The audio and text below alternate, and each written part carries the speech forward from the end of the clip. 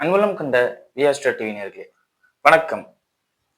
திருவரங்கம் ஸ்ரீ ரங்கநாதர் துணையுடனும் பழனி ஸ்ரீ பாலதந்தாயுதபாணி அருளுடனும் நான் உங்கள் ஜோதிடர் வெங்கடேஸ்வரன். இப்ப நம்ம எதை பத்தி பார்க்க போறோம்னா ஆதி மாத பலன்களை பத்தி பார்க்க போறோம்.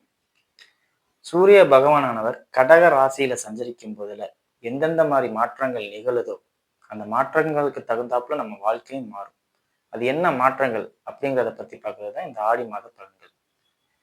பலன்களை பத்தி பார்க்கறதுக்கு முன்னாடி எந்தெந்த கிரகங்கள் எங்கே இருக்கு, எப்ப பயிற்சி ஆகுது அப்படிங்கிறத பார்ப்போம். செவ்வாய் பகவானானவர் ரிஷப ராசியிலிருந்து 17ஆம் தேதி ஆடி 17 மிதுன ராசியில சஞ்சரிக்கிறார். புதன் பகவானானவர் மிதுன ராசியில ஆட்சி பலம் பெற்றிருந்தாலும் வக்ரன் பலனத்தோடு தான் ஆரம்பிக்கிறாரு. 7ஆம் தேதிக்கு மேல வக்ர நிவர்த்தி அடைகிறார். 20ஆம் தேதிக்கு அப்புறம் கடகத்துக்கு சஞ்சரிக்கிறார். குரு பகவானானவர் கடகத்திலே உச்சமாயி சூரியனோட இணைஞ்சு சிவராஜ யோகத்தோட இருக்கார். அப்ப அரசு சம்பந்தப்பட்ட அமைப்புகள் ஏற்படக்கூடிய மாற்றங்கள் என்ன, அது மட்டும் தானே பார்த்தா சுக்கிர பகவானானவர் கேதுவோட இணைஞ்சு சிம்மத்துல சஞ்சரிக்கிறார். அதே மாதிரி சுக்கிர பகவானானவர் 16ஆம் தேதிக்கு பின் கன்னியில சஞ்சரிக்கிறார், நீச்சமாகிறார், சனியோட பார்வைக்கு வரார். சனி பகவானானவர் மீன ராசியிலையும் ராகு பகவானானவர் கும்ப ராசியிலையும் இருக்காங்க. சந்திரன் நமக்கே தெரியும், இந்த மாதத்திற்குரிய அதிபதி. 27 நாள்ல 27 நட்சத்திரத்தையும் சுத்தி பார்த்துட்டு வர்றவர். சோ இந்த அமைப்புகளால எந்த நிகழ்வுகள் நடக்கும்னு பார்த்தா, குறிப்பா அரசாங்கத்துல பெரிய பொறுப்புகள் இருக்கிறவங்க அவங்க பொறுப்பை உபயோகப்படுத்துவாங்க. அதுலயும் குறிப்பிட்ட இது பார்த்தோம்னா நிதித்துறை, ஆன்மீகத்துறை. ஏன்னா சூரியன் குருவோட சேருது. அப்ப பணம், நிதித்துறை சிறப்பாக இயங்கும், ஆன்மீகத்துறை சிறப்பாக இயங்கும் அப்படிங்கிற அமைப்பை சொல்லலாம். என்னன்னு சொல்ல போனா வாகனங்களால் அதிகப்படியான லாபத்தை ஈட்டக்கூடிய மாதம் இது. போக்குவரத்துனால பெரிய பெரிய லாபத்திற்குரிய அமைப்புகளை அரசாங்கம் இந்த காலகட்டத்துல பயன்படுத்தும் அப்படிங்கிறத சொல்லலாம். அதே மாதிரி ராகு கும்பத்துல பலமா இருக்கிறதுனால எந்த அளவுக்கு டாஸ்மார்க் வேகமா மூடுனாங்களோ அந்த அளவுக்கு வேகமா ஓபன் பண்றதுக்கும் வாய்ப்பு இருக்கு. அதே மாதிரி பெட்ரோல் விலை எந்த அளவுக்கு கிடுகிடுன்னு ஏறினுச்சோ அதே மாதிரி கிடுகிடுன்னு இறங்குறதுக்கு வாய்ப்பு இருக்கு. மொத்தத்துல இந்த பெட்ரோல் ராகு, மது ராகு, இந்த அமைப்புகள்ல ஒரு சேஞ்சஸ் நடக்கும். மக்களுக்கு ஒரு பக்கம் சாதகத்தையும் ஒரு பக்கத்துக்கு பாதகத்தையும் நிச்சயம் தரும் அப்படிங்கிறத சொல்லலாம். இது பொதுவான அமைப்பு. இப்ப வாங்க 12 ராசிகளுக்கும் எப்படி இருக்கும் அப்படிங்கிறத பார்ப்போம். விருச்சக ராசி அன்பர்களே, ராசியாதிபதி ராசிக்கு 7ஆம் இடத்திலிருந்து 8ஆம் இடத்துக்கு சஞ்சாரம் செய்ய போறார். எப்பன்னா ஆடி 15க்கு அப்புறம். அப்ப ஆடி 15க்கு அப்புறம் என்ன ஆகும்? தந்தையின் உடல்நிலை தான் பாதிக்கப்படும், உங்களுக்கு பாதிக்காது. ஏன் தந்தையை பர்டிகுலரா இங்க நம்ம சொல்றோம்? சூரியன் 9க்கு போயிட்டாரு ஆடியில, அங்க உச்ச குரு அஸ்தமனம் ஆயிட்டாரு. உச்ச குரு அஸ்தமனம் ஆயிட்டாரு. செவ்வாய் 8க்கு போறாரு, 9ஆம் இடத்துக்கு 12ஆம் இடம். அப்ப தந்தைக்கு கண்டிப்பா 50 வயதை கடந்திருக்கிறவர்களா இருந்தால், 40-50 வயசை கடந்தவங்களா இருந்தா அவங்க தந்தை, அவருக்கு இந்த காலகட்டத்துல நிச்சயம் ஒரு உடல் உபாதை இருக்கு அப்படிங்கிறதுல எந்த மாற்றமும் இல்லை. அப்படி இருந்தாதான் உங்களுக்கும் உங்க குழந்தைக்கும் பாதிக்காது. அதாவது இது எப்படின்னா, இப்ப நீங்க அப்பா, பையன் இல்ல பொண்ணு, யாரோ 3 பேரும் ஒரு வீட்டுல இருக்கிறவங்களா இருந்தா இவங்க 2 பேருக்கும் பாதிக்கக்கூடாதுன்னா இவர் பாதிக்கப்பட்டுட்டார் அப்படிங்கிறது அமைப்பு வரும். சோ இது யதார்த்தம், உங்களுக்கு பாதிக்காதுன்னே சொல்லலாம். காரணம் என்ன, நீங்க அவருக்கு கொடுக்குற ப்ரெஷர்னாலே அவருக்கு ஏதாவது ஒரு ப்ரெஷர் அதிகமாகும், இல்லாட்டி இதாகும். குழந்தையால எதுவும் பாதிப்பு அவருக்கு வர மாதிரி இருக்காது. ஏன்னா 5ஆம் அதிபதி போய் அங்கே அஸ்தமனம் ஆயிடுச்சு. அவர் அந்த குழந்தையால பாதிக்காது அப்படிங்கிற ஒரு அமைப்பு தான் கொடுக்குமே ஒழிய, இது யாருக்குன்னா 40 இல்ல 20 திருமணமாகி குழந்தை இருக்கிறவங்களுக்கு அவங்க தந்தைக்கு பாதிக்குங்க.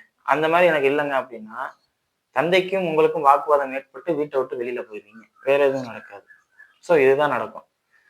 தந்தை மகன் ஒரு இடத்துல இருக்க முடியாத சூழ்நிலை விருச்சிக ராசினருக்கு இந்த காலகட்டத்துல நடக்கும். அதே மாதிரி நல்லது சொல்றதுக்கு இந்த காலகட்டத்துல ஆள் வராது, ஒரு நல்ல விஷயம் பேசுறதுக்கு கூட ஆள் இருக்காது, துணைக்கு ஆள் இல்லை. ஏன்னா 7ஆம் அதிபதி நீச்சமாய் சனியோட பார்வையில வராது.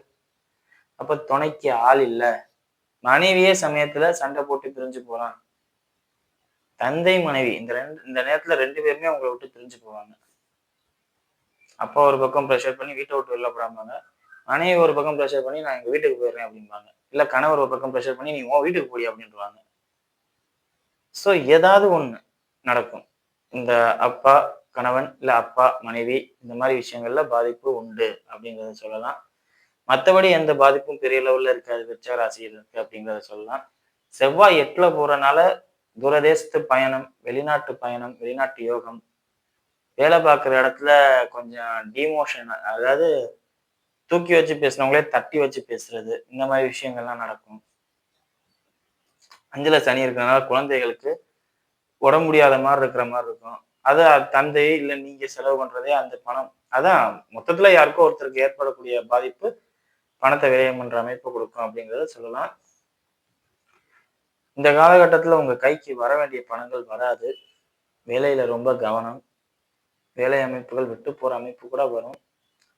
ரொம்ப ரொம்ப கவனமா இருங்க.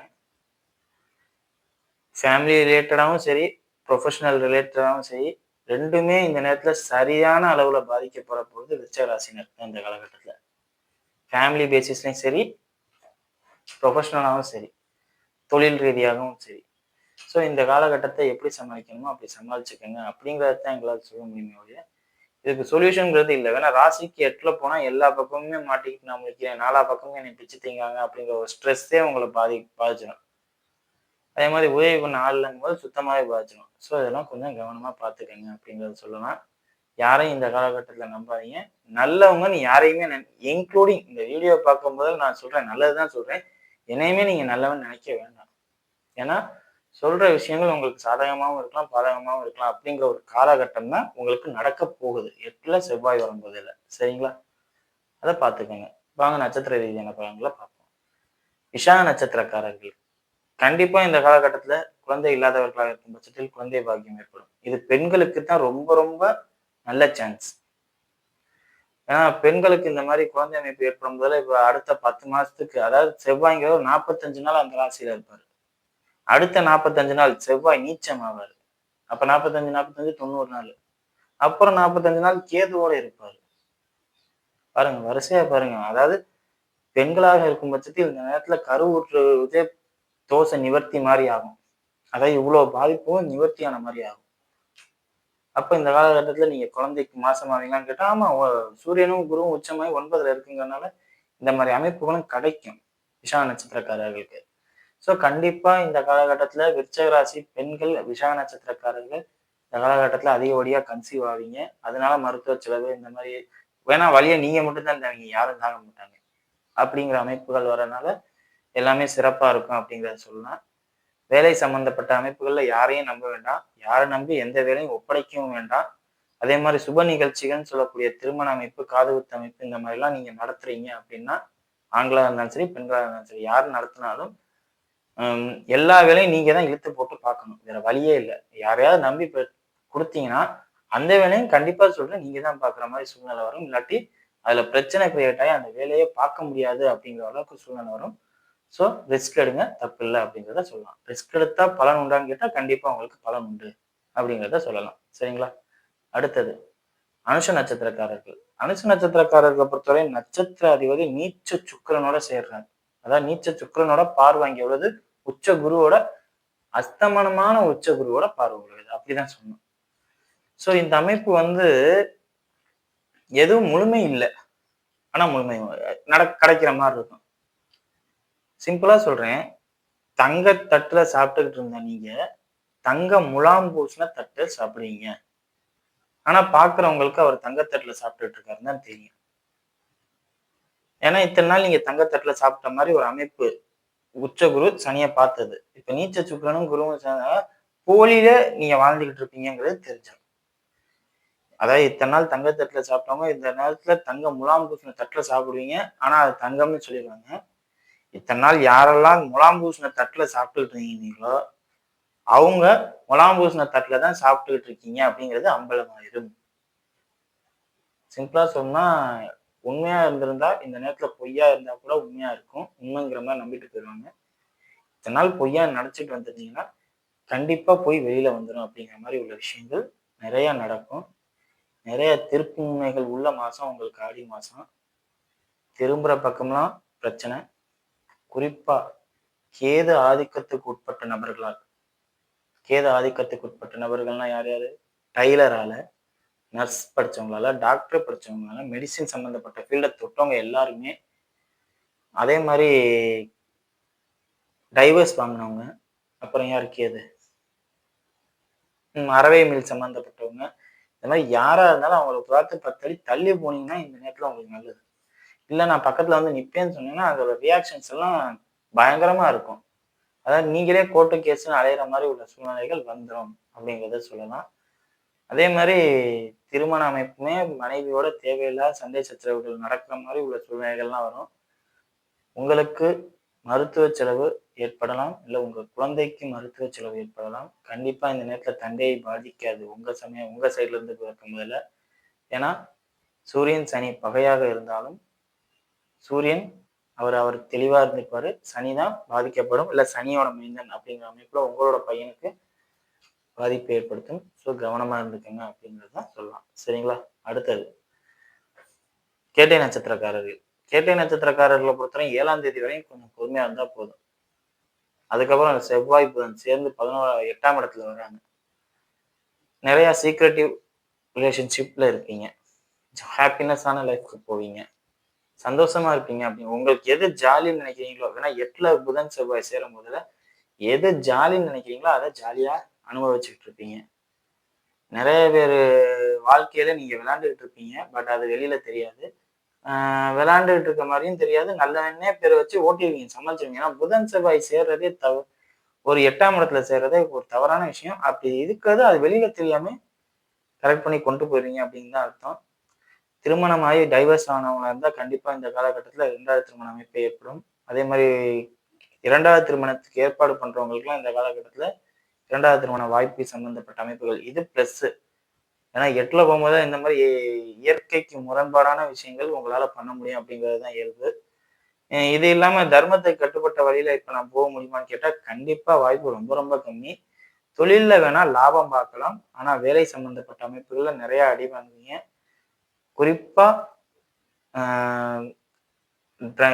தண்ணி அடிச்சிருக்கிறவங்களாலேயோ இல்ல டீ கடைக்காரங்களாலேயோ உங்களுக்கு வேலை சம்பந்தப்பட்ட அமைப்புகள்ல டீ கடையில வேலை பார்க்குறவங்க, டாஸ்மாக்ல வேலை பார்க்குறவங்கலாம் வேலை போறது நிச்சயம். புது வேலைக்கு மாறுறதுக்கு தயாரா இருந்துக்கங்க அப்படின்னு சொல்லலாம். சரிங்களா? ராகு ஆதிக்கத்துக்கு உட்பட்ட வேலையில இருக்கிறவங்க கண்டிப்பா புது வேலைக்கு போற அமைப்பை ஏற்படுத்தி விட்டுரும் ராகு. சரிங்களா?